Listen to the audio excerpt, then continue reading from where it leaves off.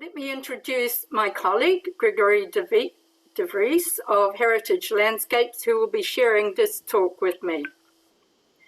My name is Diane Menzies, and I link to Rongawhakata and Aitanga a Mahaki, two small tribes from the east coast of Te Ika a Maui, Maui's fish, the North Island of Aotearoa, New Zealand. Gregory and I may not share the same cultural perspectives, but we are each passionate about cultural landscapes.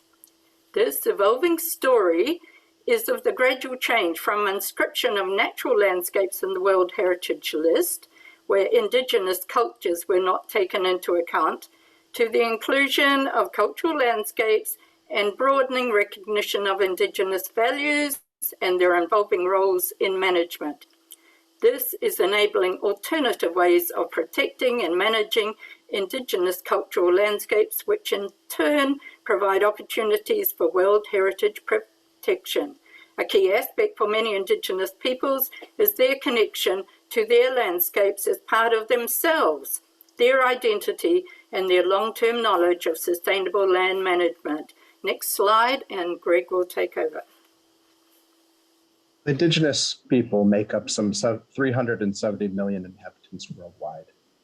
Indigenous people are the descendants of those who inhabited a region when people of different cultures or origins arrived.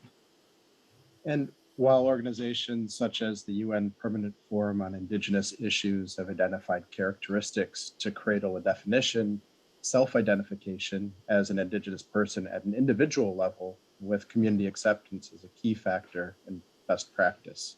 So again, that's reinforcing individual identification, self-identification. The corresponding diversity of expression of identity is also represented in relationships to landscape. So given global histories of movement of people, colonization, industrialization, Indigenous people and their connections to tangible and intangible aspects of physical heritage have been disproportionately affected by habitat, resource loss, impacts of climate change, and political and economic disparity. Next slide, please. So the context of Indigenous people in relation to World Heritage involves legacies of those aforementioned issues, particularly political and economic marginalization within states, international frameworks such as the World Heritage Convention, which are external structures with legal tools, protocols, procedures, and a vocabulary that may have little resonance with Indigenous people and thus require processes of intercultural dialogue, capacity building, translation, and trust to reconcile. Issues such as authority to represent, decision-making, concepts such as outstanding universal value, and even agreement on what constitutes heritage arise.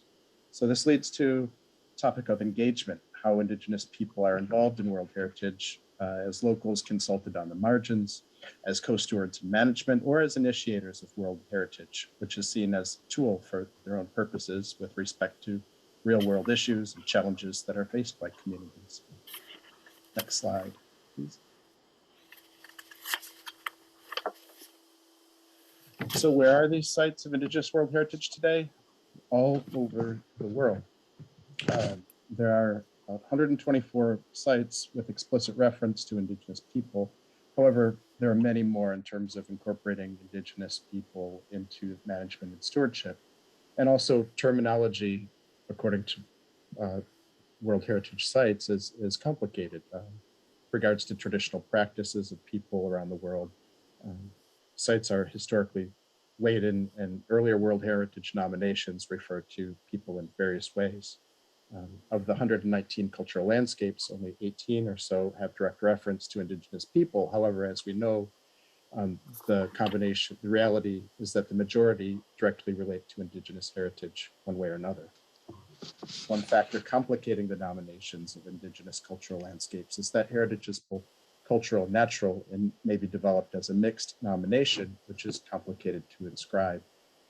Combined with a complicated context and issues internal to communities, these nominations require more time. For example, the 3 million hectare nomination of Machuanaki in Canada is a 16-year effort since the idea first emerged among numerous multiple Anishinaabe communities in 2002. Next slide, and back to Di. Our milestones over the 50 years recognised much work, evolving changes with the linking of nature culture, recognition of spiritual values, and new opportunities. Following the establishment of the cultural landscape category in 1992, a multinational Indigenous consortium presented a proposal to the 25th World Heritage Committee in 2001 to request the World Heritage Council of Experts to provide advice on nominations with Indigenous people. This didn't proceed, but it makes the leadership of the World Heritage Committee by Sir Tumu Te even more meaningful. Next slide, please. You have 2 minutes, please. Thank you. Budgebim has evolved over deep time as a complex created aquaculture site in a volcanic landscape.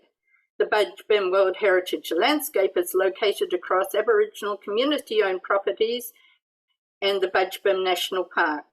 The Budgebim National Park is co-managed through the Budgebim Council, Parks Victoria, Glenelg, Hopkins Catchment Management Authority, and the Department of Land, Water and Planning. Next slide, please. The Daintree and other 3 national parks in Queensland, Australia, is a story about changes which are enabling the Guku Yalanji people to reconnect with their land. It didn't come overnight, but after years of struggle, but it's a story of the oldest Indigenous peoples protecting now the oldest rainforest as a cultural landscape. Next slide, please. And this is a slide perhaps you've already seen about the volcanic cone cultural landscapes in Tamaki Makaurau, but the message is of tribal and local government collaboration for the benefit of all citizens. Next slide, please. Cultural landscape connections are strengthening identity for Indigenous peoples. This story is of Irawera, who manages herself as a cultural landscape, is known by no one, but the tribe Tuhoi, whose identity is intertwined, manage the people. The other example of cultural landscape protection is of the Whanganui River, which is legally recognised as a person. Each year now, a tribal canoe journey reconnects members with the river, Te Tira Hoi Waka. The last slide, please. The future of Indigenous cultural landscapes within the World Heritage context is of further international collaborations, recognition of rights, sharing of knowledge of sustainable management and protection, especially for cross-boundary, serial and nomadic migratory Indigenous landscapes. An Indigenous working group in the ISCCL will also contribute their knowledge.